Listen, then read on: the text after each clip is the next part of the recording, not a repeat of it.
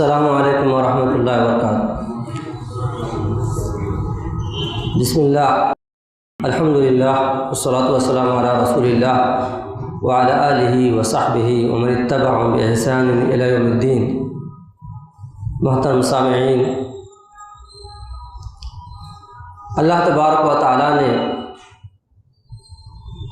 ہمیں اس مبارک مجلس میں جمع ہونے کی توفیق بخشی، اس پر ہم اللہ کا شکر بجا لاتے ہیں اور اللہ تبارک و تعالیٰ سے دعا کرتے ہیں کہ اللہ تبارک و تعالیٰ آپ تمام لوگوں کو صحت و عافیت کے ساتھ رکھے، امن و امان کے ساتھ رکھے، اور آپ تمام لوگوں کے علم میں برکت عطا فرمائے، روزی میں برکت عطا فرمائے، دولت میں برکت عطا فرمائے، اور ہم سب کو قیامت کے دن اپنی جنت میں جمع کرے، آمین یا رب العالمین۔ محترم سامعین، آپ کے سامنے میں نے جو عنوان منتخب کیا ہے اس کے کچھ باتیں آپ کے سامنے رکھنا چاہوں گا۔ امن و سکون کے ذرائع، یہ میرا عنوان ہے۔ امن و سکون، اطمینان، چین، قرار، یہ ایسی چیزیں ہیں جسے ہر انسان چاہتا ہے، ہر انسان پسند کرتا ہے کہ وہ اپنے آپ میں مطمئن رہے، ہر انسان چاہتا ہے کہ وہ اپنے گھر میں مطمئن رہے، ہر انسان چاہتا ہے کہ وہ اپنے محلے میں مطمئن رہے، ہر انسان چاہتا ہے کہ وہ اپنے شہر میں مطمئن رہے، ہر انسان چاہتا ہے کہ وہ اپنے ملک میں مطمئن رہے۔ لیکن کیسے؟ امن و امان کیسے ملے گا؟ امن و سکون کیسے ملے گا؟ امن و چین کیسے ملے گا؟ اس کے کیا طریقے ہیں؟ اس کے کیا اسباب ہیں؟ کیا ہم اپنی مرضی سے وہ اسباب اپنائیں جنہیں ہم امن و سکون کو کیا ذریعہ سمجھتے ہیں؟ کیا ہم اپنی مرضی سے وہ طریقے اپنائیں جن کو بارے میں ہم سمجھتے ہیں کہ وہ ہمیں امن و چین اور سکون عطا کرے گا؟ محترم سامعین، آپ کا خالق کون ہے؟ آپ کا رازق کون ہے؟ آپ کو کس نے پیدا کیا ہے؟ اللہ تبارک و تعالیٰ نے پیدا کیا ہے۔ جس اللہ نے آپ کو پیدا کیا ہے اسی اللہ نے آپ کے لیے امن سکون کے ذرائع بتائے۔ یہ ذرائع، یہ اسباب، یہ طریقے ہم اپنی طرف سے نہیں لا سکتے۔ ہم ان طریقوں میں امن و سکون کو نہیں ڈھونڈ سکتے جن کو دنیا امن و سکون کے طریقے سمجھ رہی ہے۔ محترم سامعین، ہم بنگلوں میں امن و سکون کو نہیں ڈھونڈ سکتے، ہم اچھی گاڑیوں میں امن و سکون کو نہیں ڈھونڈ سکتے، ہم پارکوں میں امن و سکون کو نہیں ڈھونڈ سکتے، ہم غلط فلموں میں امن و سکون کو نہیں ڈھونڈ سکتے، ہم مختلف اسباب اور دنیا کے طریقوں میں امن و سکون کو نہیں ڈھونڈ سکتے۔ امن و سکون کا طریقہ وہ ہے، امن و سکون کے ذرائع وہ ہیں جن کو اللہ کے نبی اور اللہ تبارک و تعالیٰ نے بتایا ہے۔ محترم سامعین، وہ طریقے کیا ہیں؟ سب سے پہلا سبب یہ ہے کہ ہمارا ایمان مضبوط، ہمارا عقیدہ مضبوط ہو، ہم موحد بنیں، توحید پرست بنیں، یہ سب سے پہلے ضروری ہے۔ اللہ تبارک و تعالیٰ فرماتا ہے فَأَيُّ الْفَرِيقَيْنِ أَحَقُّ بِالْأَمْنِ إِن كُنتُمْ تَعْلَمُونَ الَّذِينَ آمَنُوا وَلَمْ يَلْبِسُوا إِيمَانَهُم بِظُلْمٍ أُولَٰئِكَ لَهُمُ الْأَمْنُ وَهُمْ مُهْتَدُونَ۔ مومنوں میں اور مشرکوں میں امن کا حقدار کون ہے؟ امن کا حقدار کون ہے؟ دونوں فریقوں میں، مومنوں میں اور مشرکوں میں امن کا حقدار کون ہے؟ اگر تمہیں پتا ہے بتاؤ۔ الذین آمنوا، جو اللہ پر ایمان رکھتا ہے، الذین آمنوا ولم یلبسوا ایمانہم بظلم، اور انہوں نے ایمان کے ساتھ اللہ کے ساتھ کسی کو شریک نہیں ٹھہرایا، یہی لوگ امن کے مستحق ہیں۔ اولئک لہم الامن، انہی کو امن حاصل ہوگا، انہی کو چین حاصل ہوگا، انہی کو سکون حاصل ہوگا۔ گویا کہ پتہ چلا کہ امن و سکون کا سب سے بڑا ذریعہ ایمان ہے، عقیدہ ہے، توحید ہے۔ اللہ تبارک و تعالیٰ نے ہمیں یہ نعمت دی ہے، ہم مسلمانوں کو یہ نعمت دی ہے، ایمان کی نعمت، عقیدے کی نعمت، توحید کی نعمت ہمیں دی ہے۔ ان سے جا کر کے امن و سکون کے بارے میں دریافت کیجئے جن کے پاس یہ نعمت نہیں ہے۔ کافروں سے جا کے پوچھئے کتنے مطمئن ہیں، مشرکوں سے جا کے پوچھئے کتنے مطمئن ہیں، قبر پرستوں سے جا کے پوچھئے کتنے مطمئن ہیں۔ ان کا یہ حال ہے، کبھی اس کو پوچھتے ہیں، کبھی اس کو پوچھتے ہیں، کبھی اس کو پوجا کرتے ہیں، کبھی اس کی عبادت کرتے ہیں، کبھی اس شہر کا قصد کرتے ہیں، کبھی اس شہر کا قصد کرتے ہیں، مارے پھرتے ہیں، لیکن اللہ کے سامنے یہاں سجدہ نہیں کرتے۔ یہ لوگ امن کے مستحق نہیں ہیں، امن کے مستحق آپ موحد ہیں، آپ توحید پرست ہیں، آپ امن کے مستحق ہیں۔ عقیدہ والا موحد جو ہوگا، صحیح عقیدے والا، وہ امن و امان کا مستحق ہے۔ اسے پریشانی بھی آئے گی، اسے پریشانی بھی آئے گی، مصیبت بھی آئے گی، اس کے پاس تکلیفیں بھی آئے گی، اذیتیں بھی آئیں گی، لیکن وہ دل کے اعتبار سے بہت ہی مطمئن ہوگا۔ محترم سامعین، اسے اللہ پر یقین ہوگا، اسے اللہ پر یقین ہوگا کہ اللہ تبارک و تعالیٰ اس کو ضائع نہیں کرے گا۔ اللہ پر یقین ہے کہ اللہ رب العالمین اس پریشانی کو ضرور دور کرے گا۔ اللہ پر اسے یقین ہے کہ میں نے اللہ کے ساتھ کسی کو شریک نہیں ٹھہرایا ہے، میں نے اللہ کے بندوں کو تکلیف نہیں دی ہے، میں نے اللہ کے بندوں کے ساتھ حسن سلوک کیا ہے، اس لیے مجھے اس مصیبت میں نجات ملے گی۔ اللہ رب العالمین ہمیں امن و سکون عطا فرمائے گا۔ اس لیے دل کے اعتبار سے وہ نہایت پرامن ہوتا ہے، پرسکون ہوتا ہے۔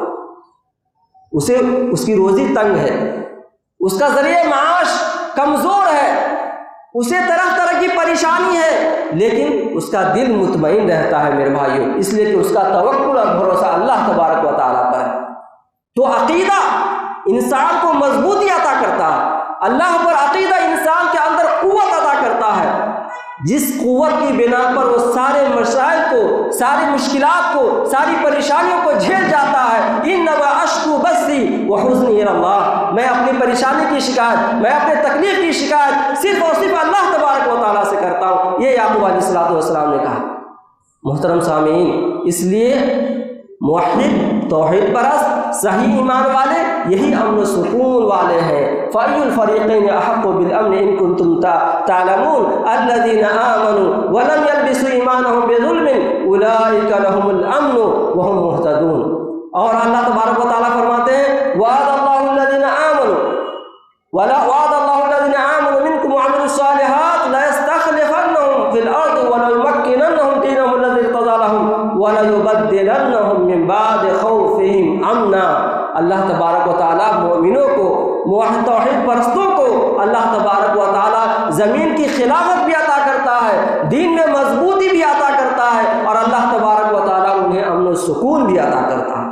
محترم سامعین، اللہ تعالیٰ فرماتا ہے ان الذین قالوا ربنا اللہ ثم استقاموا تتنزل علیہم الملائکہ الا تخافوا ولا تحزنوا وابشروا بالجنۃ التي کنتم توعدون۔ جو لوگ اللہ پر ایمان رکھتے ہیں، رب پر ایمان رکھتے ہیں اور استقامت اختیار کرتے ہیں، اللہ کے دین پر، اللہ کی تعلیمات پر، اور اللہ تبارک و تعالیٰ کے احکام کو بجا لاتے ہیں، ایسے لوگوں کے پاس فرشتے آتے ہیں اور انہیں خوشخبری سناتے ہیں کہ تم غمگین مت ہو، تم پریشان مت ہو، غمگین مت ہو، اور اس جنت کی خوشخبری سناتے ہیں جو انشاءاللہ قیامت کے دن ہمیں ملے گی۔ محترم سامعین، صحابہ کرام کے پاس یہی عقیدہ تھا، یہی قوت تھی عقیدے کی، توحید کی، اس کی بنا پر وہ کتنے مسائل کو جھیل گیا۔ الحمدللہ ہمارے پاس وہ مصیبتیں نہیں ہیں، وہ ایمان لائے، وہ مومن بنے، ان کے پاس طرح طرح کی تکلیفیں، لوگ طرح طرح سے ستا رہے، پریشان کر رہے، انہیں مار رہے، انہیں ریتوں پر گھسیٹ رہے، لیکن وہ پریشان نہیں ہو رہے، وہ احد کہہ رہے ہیں، اللہ ایک ہے، اس لیے کہ وہ توحید پرست ہے۔ محترم بھائیوں، تو سب سے پہلے آپ اپنے عقیدے کا جائزہ لیجئے، اپنے عقیدے کا جائزہ لیجئے، اپنے عقیدے کا ایمان کا جائزہ لیجئے، اور اپنے ایمان کو مضبوط کیجئے، ان اسباب کو اپنائیے جن کی بنا پر آپ کا ایمان، آپ کا توحید، آپ کا عقیدہ مضبوط ہوگا، ان چیزوں کو اپنائیے اور شرک سے بچیے۔ دوسرا سبب نماز ہے میرے بھائیوں، دوسرا سبب کیا ہے؟ نماز۔ آپ صلی اللہ علیہ وسلم نے نماز کی بڑی تاکید کی ہے۔ ایمان کے بعد، عقیدے کے بعد سب سے پہلی چیز جو آپ پر ضروری ہوتی ہے وہ نماز۔ نماز میرے بھائیوں، عاقل انسان ہو جاتا ہے، عقل مند بالغ ہو جاتا ہے، ایسے شخص پر نماز واجب ہو جاتی ہے، واجب۔ بعض لوگ سمجھتے ہیں کہ نماز واجب نہیں ہوتی، نماز واجب ہو جاتی ہے۔ نماز کی وجہ سے سکون اور چین نصیب ہوتا ہے۔ اللہ کے نبی صلی اللہ علیہ وسلم بلال کو حکم دیتے ہیں، یا بلال اقیم الصلاۃ ارحنا بہا، اے بلال نماز قائم کرو،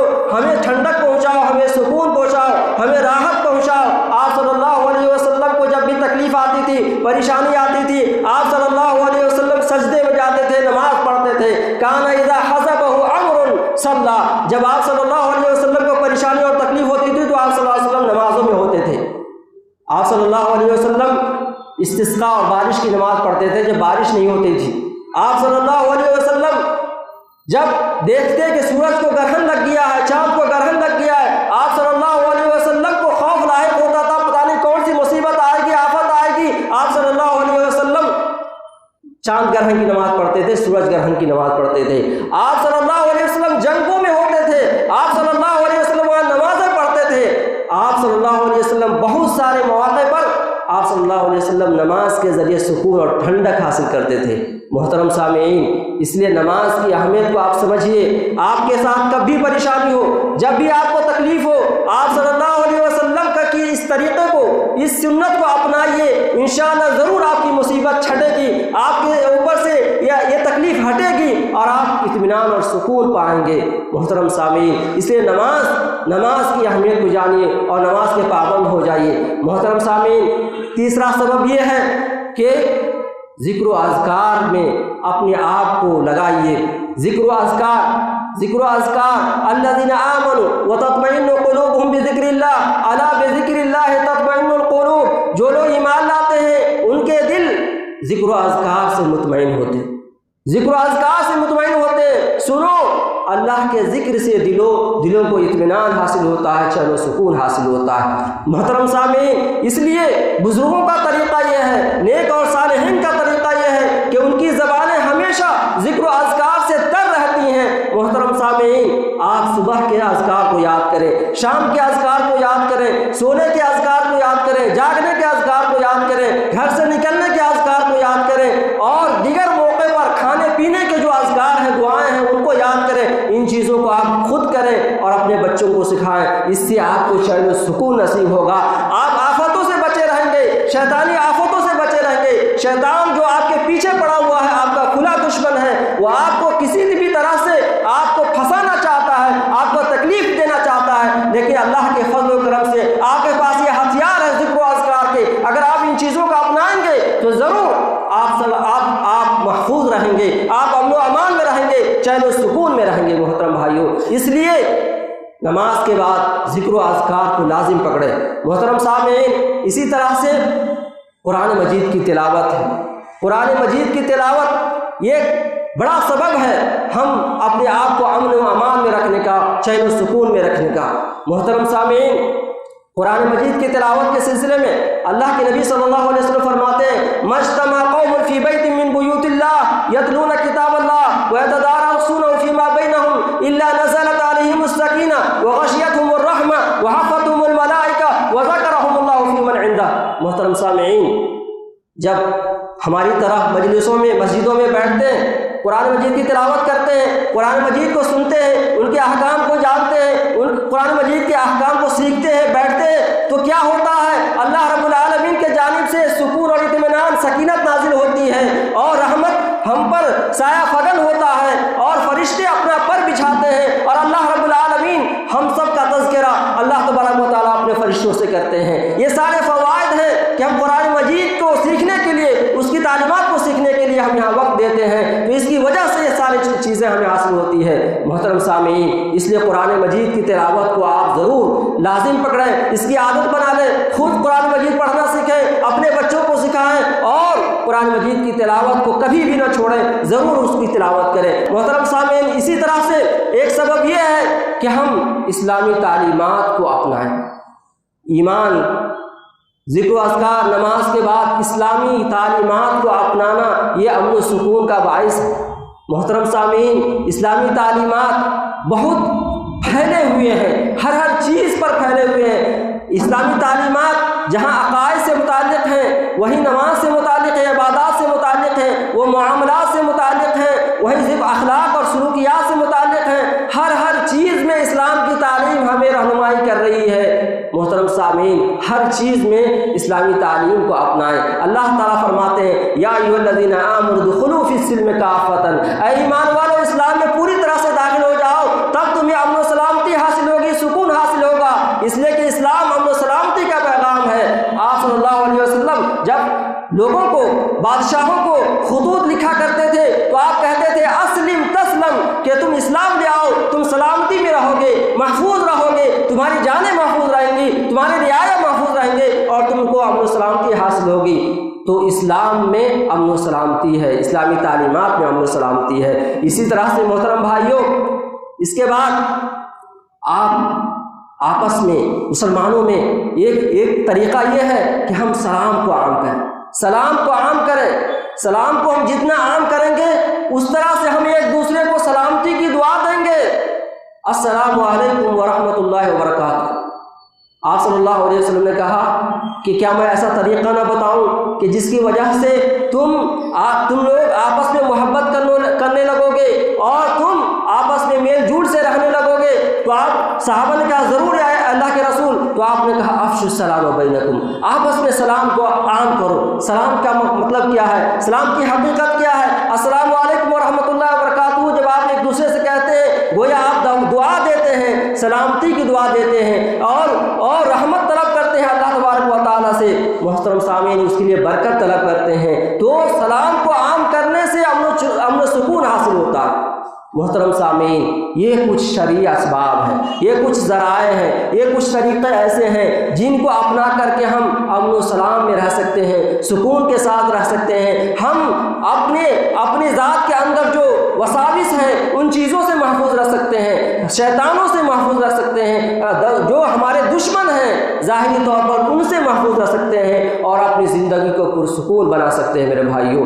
اور آپ جان لیجئے یہ دنیا فانی ہے، یہاں ان چیزوں کو اپنانے سے آپ کو یہاں امن و سکون حاصل ہوگا، وہیں آپ کو بتا دوں کہ ان چیزوں کو اپنانے سے آخرت میں بھی امن و سکون حاصل ہوگا، جو امن و سکون حقیقت میں امن و سکون ہے۔